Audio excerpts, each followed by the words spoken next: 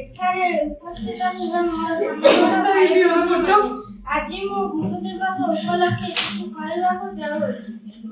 ଏହା କହିବାର ସୁଯୋଗ ମିଳିଥିବାରୁ ମୁଁ ନିଜକୁ ଧନ୍ୟ ମନେ କରୁଅଛି।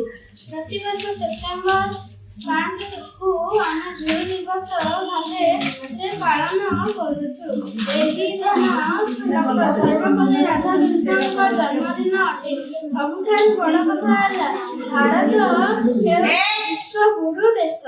ଏ ଦେଶରେ ଅବତାରମାନେ ଜନ୍ମଗ୍ରହଣ କରିଛନ୍ତି। ଗୀତା, ଭାଗବତ, ବେଦ, ଉପନିଷଦ ସୃଷ୍ଟି ଏହି ପବିତ୍ର ଦେଶରେ। ଭା ଅର୍ଥ ଜ୍ଞାନ, ରକ୍ତ ଅର୍ଥ ଲାଗି ରହିବା।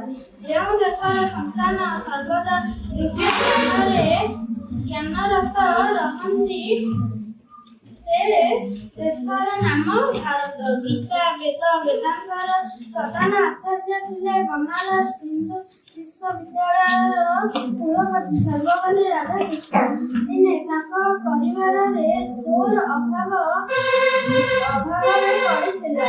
ରାଧାକୃଷ୍ଣ ଅଶେଷ କଷ୍ଟ ସହି ବିଶ୍ୱଗୁରୁ ହେଲେ। ଯେଉଁମାନେ ଛାତ୍ର ଜୀବନରେ କଠୋର ପରିଶ୍ରମ କରନ୍ତି ଭବିଷ୍ୟତରେ ସୁନାମ ଅର୍ଜନ କରନ୍ତି।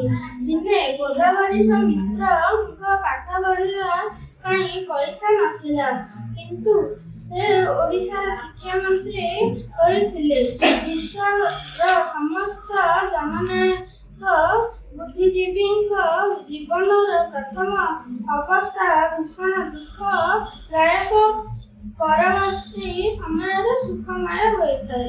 ତେଣୁ କବିଙ୍କ ଭାଷାରେ ହେଉଛି ଗୁରୁ ବ୍ରହ୍ମା ଗୁରୁ ବିଷ୍ଣୁ ଗୁରୁଦେବ ମହେଶ୍ୱର ଗୁରୁ ସାକ୍ଷାତ୍ ପରବ୍ରହ୍ମ ତସ୍ମୈ ଶ୍ରୀ ଗୁରବେ ନମଃ।